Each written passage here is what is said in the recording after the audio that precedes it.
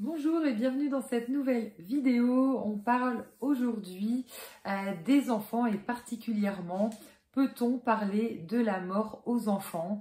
C'est une question qu'on se pose beaucoup, on voit peu de choses, aussi bien sur internet ou même dans des livres, voilà. Il n'y a pas beaucoup de choses qui sont dédiées, ça reste quand même très tabou. Et ça me semblait voilà important de pouvoir en parler avec vous. C'est pas dans le marbre, mais pour l'avoir vécu personnellement. Comme vous le savez, si vous suivez déjà les vidéos, j'ai été veuve voilà à 31 ans, puisque mon précédent compagnon est décédé malheureusement devant mes yeux et devant les yeux de notre fille qui avait 4 ans. Et puis, c'est vrai que suite à ça, il n'y a pas de prise en charge en fait psychologique. C'est vrai qu'on s'est heurté à beaucoup de choses, notamment liées à la spiritualité, parce que moi, c'est venu d'un coup. Pour ma fille également, les canaux se sont ouverts tout de suite et on s'est retrouvés en communication donc avec ce défunt. Et c'est vrai que les seuls voilà psychologues au début que ma fille a pu voir étaient catégoriques. Pour eux, ça n'existe pas. Sauf que quand vous avez un enfant qui dit mon papa il passe par la fenêtre, il a pas de pied, il flotte, il vient me voir, ça me rassure, ça me fait du bien et après il repart par le ciel. C'est un peu compliqué quand on vous dit madame, c'est pas possible, ça n'existe pas, quand on est mort, on est mort, on mange plus, on dort plus, alors certes, physiquement, mais l'idée c'est de pouvoir respecter en fait les croyances de chacun. Et puis ce qui peut paraître parfois libérateur, parce que je comprends que sur un plan très matériel, on essaie de dire à la personne voilà c'est fini, tu reverras plus. Mais ça peut aussi faire souffrir quand la personne elle a encore en fait ces contacts là. Donc soit on se mure et on se dit je vais dire à mon enfant finalement que il est fou, que tout ce qu'il dit je vais faire semblant que j'entends pas, je vais complètement murer et puis il va souffrir en fait pendant des années. Soit on essaie de trouver une autre alternative. Moi personnellement c'est ce que j'ai fait, j'ai décidé de l'écouter, d'en discuter ensemble, ça a jamais été quelque chose de tabou. Aujourd'hui, ça fait 11 ans en fait que c'est arrivé et c'est vrai que il n'y a pas de problème en fait avec ça. Ma fille avait reconsulté un psychologue et on est clair là-dessus. Le sujet est pas tabou, c'est pas quelque chose qui fait pleurer.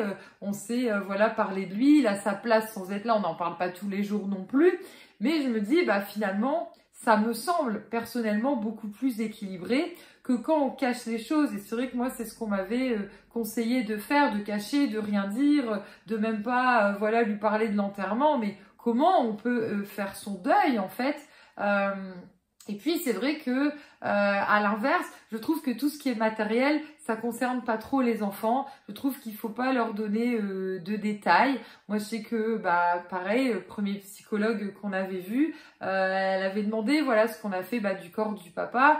Et puis quand on a expliqué qu'il a été incinéré, c'est vrai qu'elle a dit mais il faut tout expliquer. Et donc elle a expliqué à ma fille qu'on avait pris le corps de son papa, on l'avait mis dans le feu. Waouh, pendant 2 mois, mais c'était des cauchemars, des terreurs, alors qu'elle n'a jamais eu aucun problème de sommeil. Et je trouve que ces détails-là, ça, c'est pas adapté. Enfin, voilà.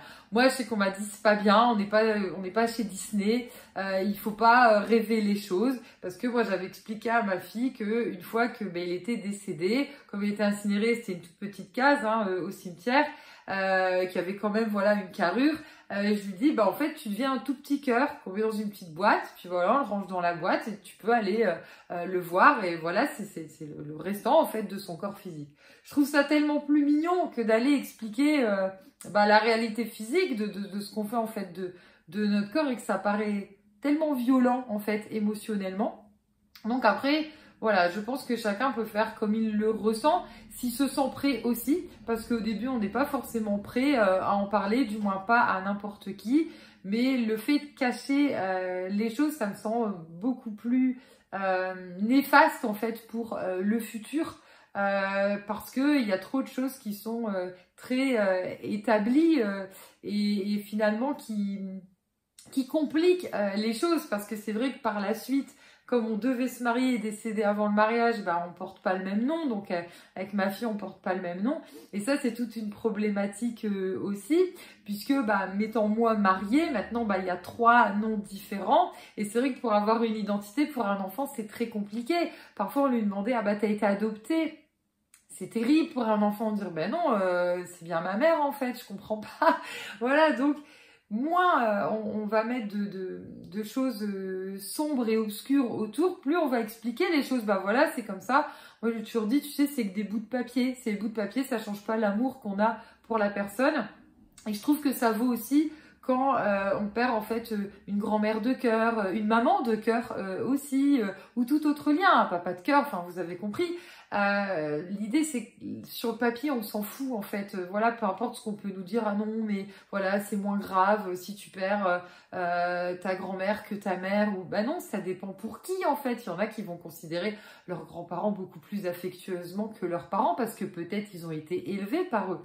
Donc l'idée c'est vraiment de pouvoir en fait en parler, pouvoir ressortir les choses. Et c'est vrai que personnellement, bah moi la spiritualité, elle m'a amené ça, de pouvoir voilà en parler et de pas dire bah allez tu mets ton mal dans une boîte et on n'en parle plus. Non, je trouve que c'est vraiment important. Les dessins, notamment chez les enfants, c'est très parlant. On peut demander voilà aux enfants d'exprimer ce qu'ils ressentent, de dessiner aussi s'ils souhaitent. Parce qu'après, il ne faut pas les pousser non plus, il faut vraiment que ça vienne d'eux. S'ils souhaitent, voilà, bah de mettre bah, la personne voilà, qui leur manque, de mettre des éléments, ce qu'ils aimeraient bien comme journée idéale. Et puis, ça va leur permettre d'exprimer, de sortir les choses. Donc, ça me semble largement mieux, en fait, de pouvoir voilà, en parler. Mais comme j'expliquais, tout ce qui va être plus problématique, même familial, relationnel, bah ça c'est voilà, ça les regarde pas, je trouve forcément ça va plus les faire souffrir ou les mettre dans des blocages qui sont pas voilà forcément nécessaires. Mais c'est vrai que même si ça reste encore très tabou, bah il faut je pense en parler parce qu'il y a beaucoup d'enfants, notamment avant 7 ans, qui ont des ressentis médiumniques et qui vont percevoir comme ça des défunts, même dans des familles complètement voilà fermées à l'ésotérisme, hein, sans jugement. Bah, ça arrive que les enfants, voilà, je sais que Thomas, il a eu comme ça une expérience avec des parents hein, qui disaient ben, notre enfant il dit toujours qu'il y a un monsieur moustache, c'est pénible, on est embêté par une entité. Et puis ben, un jour quand voilà ils sortent des vieilles photos, ben, l'enfant directement dit ben, c'est lui monsieur moustache. Et en fait ben, il s'avère que monsieur moustache ben, c'était le grand-père voilà, qui était décédé, que l'enfant n'a pas connu sur le plan terrestre. Bah, on se rend bien compte qu'en fait, voilà, c'est pas un esprit perturbateur, c'est un esprit bienveillant. Et l'idée, bah, c'est de comprendre en fait, voilà, que l'enfant n'est pas fou. Alors là, ça a pu être vérifiable, voilà, sur photo, c'est pas toujours le cas, et ça va pas toujours être des liens avec des personnes qu'ils ont connues, mais c'est très intéressant de pouvoir en parler avec eux, de les rassurer aussi, même pour les enfants qui ont des terreurs nocturnes et qui vont dire, bah, je vois des personnes qui viennent m'embêter dans ma chambre, voilà, le but c'est d'en parler et pas juste dire, bah non, ça n'existe pas et on ferme la porte. C'est les laisser avec des angoisses en fait, et après ils se disent bah en fait on ne croit pas et donc c'est encore pire, ils ont personne après pour en parler. Donc je pense que c'est vraiment le mieux.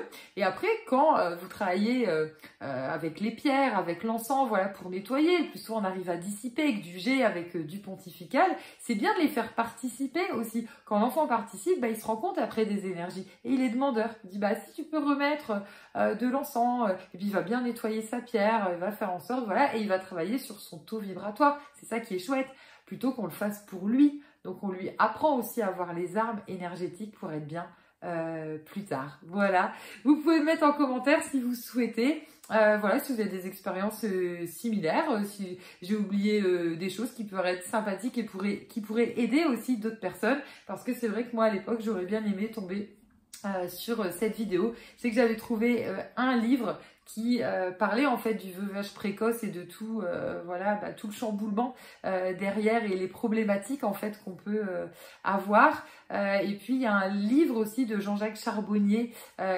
qui parle de justement expliquer la mort aux enfants. Donc c'est très imagé avec des dessins, mais ça peut vraiment être très sympathique pour les aider à en parler. Voilà, je vous dis à très bientôt pour une prochaine vidéo.